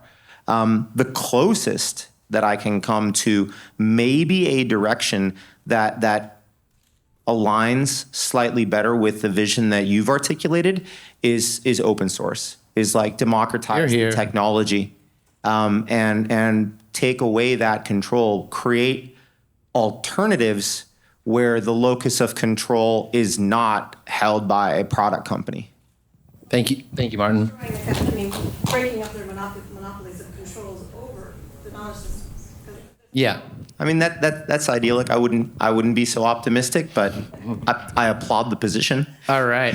I'm in the middle back here. Oh, go for it, Sev. Yeah, I think there's a couple of things, and what we take collective responsibility as democracies, let's say if we're voting leaders to get cheap gas and voting the leaders who go to war to extract the cheap gas, responsibility on the democratic society on us, right? For that kind of decisions. So we got to be aware and self-aware when we promote democratic governance that this is responsibility that comes with this democratic governance. Here. Thank you. I'm with Trevor here in the back, and Misha, you're like 3 or 4 away. I see you too. I really appreciated this whole discussion. It's quite insightful. It's making me think a lot about, are we talking around some of the original sins around AI in the rack? Primarily, these systems are built off of the moral knowledge of human production. And we have this public good that they've consumed, huge amounts of the public good. And Sev, actually kind of a question for you is what you're looking at trying to address some of that core free riding problem that the AI systems are having to build off of that and address some of that public good that it has consumed. And are you trying to really address that free riding problem, or is it more putting that into that framework?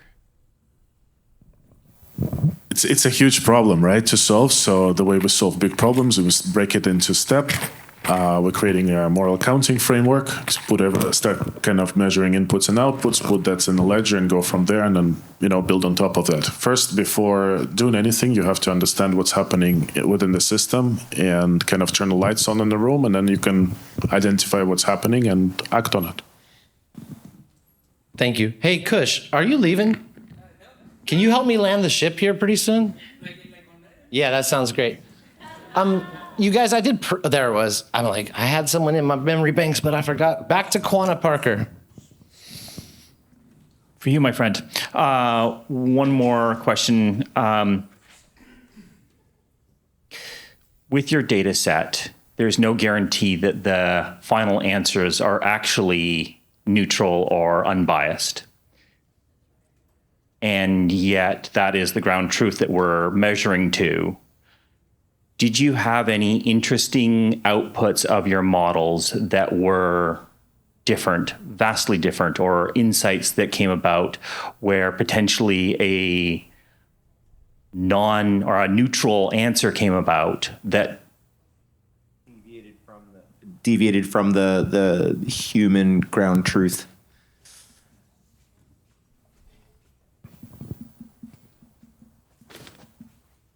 I think honestly, for the number of simulations that we ran, we definitely weren't able to look at every individual output. It is a really valid point, and one that we've discussed quite at length. There's a lot of very well-known criticism around like the actual functioning of a criminal justice system, and so if you are benchmarking on flawed human output, you're going to get flawed human output as the best performance that you can get.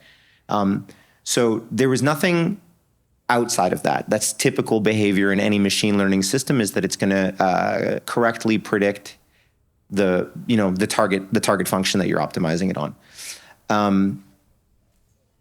We did have outside of the quantitative results, 3 different trained lawyers, one from like actually actively practicing commercial lease law, one actively practicing family law, and a general contract lawyer practicing across a wide gamut.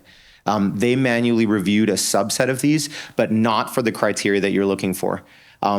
We didn't know how well this would work, so what we actually asked them to do is like, would you flag this as like completely unacceptable?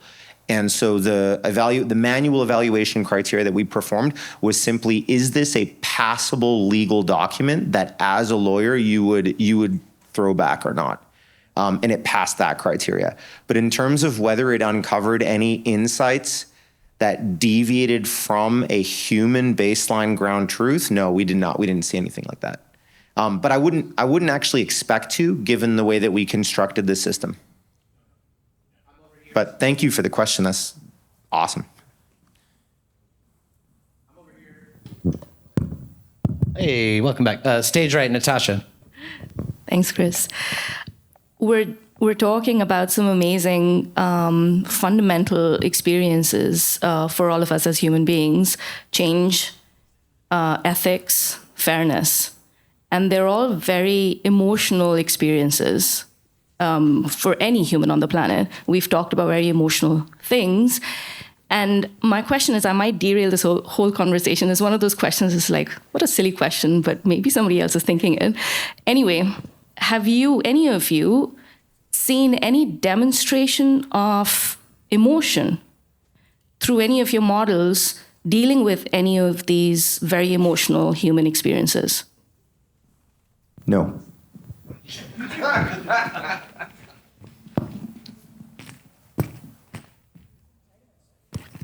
I would say if we're looking, it's kind of like, I'm thinking from a systemic effect, right? It's basically your own emotion reflects back at you. It goes through the system, goes to a model, reflects back at you. So there is a form of flow that you go into with the model where emotion goes back and forth. But the source is still human.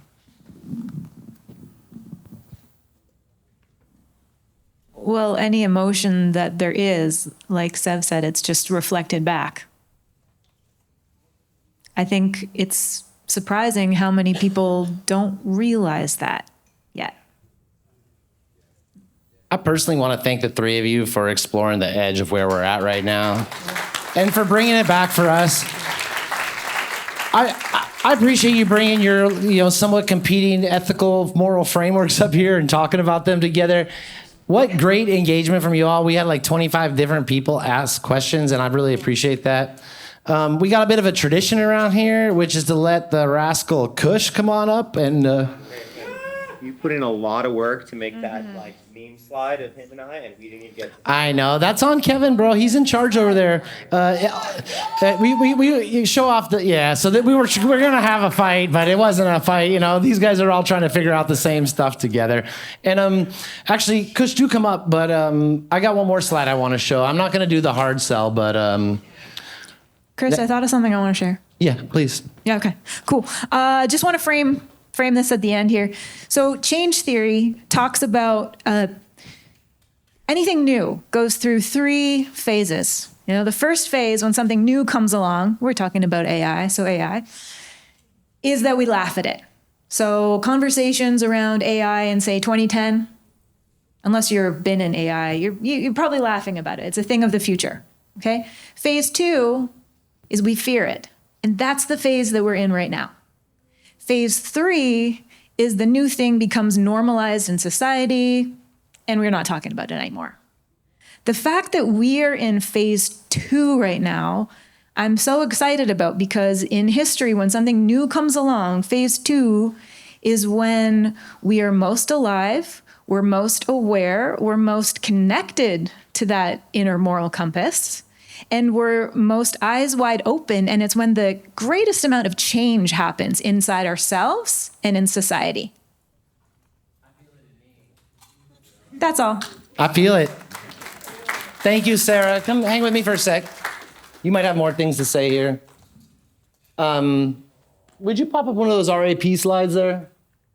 So we're launching an AI ethics certification program. It's called the Responsible AI Professional Program. And it's the first program that BCAI has launched. It's one of our flags in the ground. And so the 3 of us have been collaborating over the last little while. We've got 19 people signed up for this 30-person cohort already that starts on May 22nd. William's gonna be there, probably lots of other people from the room, but all I really wanna say is what you saw here, these folks are going to be leading us through a system of readings, discussions, evaluations that will result in a certification that you can add to, if you're practicing in the AI space, if you're working in that industry, it'd be a great program to take. I'd love to see you guys all in there. I'm so stoked we get to build it together. This is our first time around. It's going to be successful. It's almost already sold out. Get in quick before it does sell out. But yeah, anything else you guys want to say about that?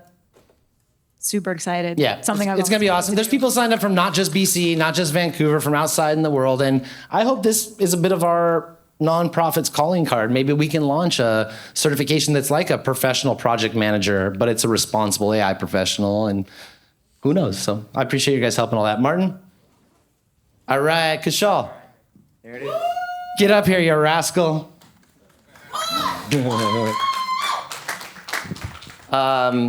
What's going on? You're just going to say goodbye. Tell me something. You didn't ask a single question. I mean, that's because people are already excited about it. So yeah, I don't want to like interrupt if the things are going on. But if no one's saying anything, I will. I don't believe you. You actually must interrupt when you feel. See, Chris thinks I interrupt, but no, I always look around. I'm like, are there any hands up? No, fuck it, I'm going for it, right? Dude, so, that's because we've bent this so far into the right direction that you no longer have objections, and I take that as a measure of our own success. I will say this: today was brilliant. Like, I mean, the conversations and the paper you presented and. So who the fuck am I? Like I'm just some guy. You don't have to listen to me, but Chris has given me a mic, so you gotta listen to me for a minute. I so appreciate it because today was so much about sort of taking agency back in a sense, right? And perhaps maybe next month I will sort of talk more about my own desire to take agency back and freedom and the core values around the stuff that I have. But like the open source bit that you mentioned at the end, there is so much right now where so much happening where we're just like happily or easily or without thought giving up all of this humanness up to what I think is a stochastic parrot. Still, I do still believe it's a stochastic parrot. It's a fucking language model. A language model. Do you understand what a language model is? It models the distribution of the data set it was trained on, and it generates samples. Save your keynote for June. It generates samples, using conditioning, which is the prompt. For fuck's sake, man. But who the fuck am I? I'm not a software engineer. So my point is that let's take back our agency, and today was so much about like, hey, can we think about what the fuck we're doing before we just like fucking jump into it? And if more of us are doing that, then better, And so I was telling I know someone else earlier, this is one of the reasons I love this community. As you said, there's contradictions, there's 2 different sides, there's 5 different sides, and the fact that you, personally, I have to say, are so great at dealing with that and not being like, oh, well, that's like fucking bullshit, like I don't want to hear like this negative thing. But you're always like, no, let's have 5 different things, have 5 perspectives, and let's merge them, mesh them, and have the thing be ugly. Takes a village to raise. I appreciate that. Right, so. Thanks, Chris. Thank you. Yeah. Hey, Kevin, last couple slides, and let's get these folks their cookies. We are doing a thing here. Many of you are members, but if you're not, join our nonprofit. We've got 8 events in May, and most of them are free if you're a member. So do that. Yeah. Next slide, please.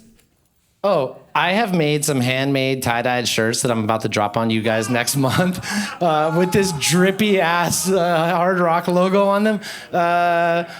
They're gonna be expensive, but I'm gonna have them before Web Summit at the Friends Quarters things. Keep your eyes peeled for them. They're fucking sick. This is our schedule. Next one is May 27th. We're the last Wednesday of every month. Kwana, you could put them in your calendar now because I love seeing you here, sir.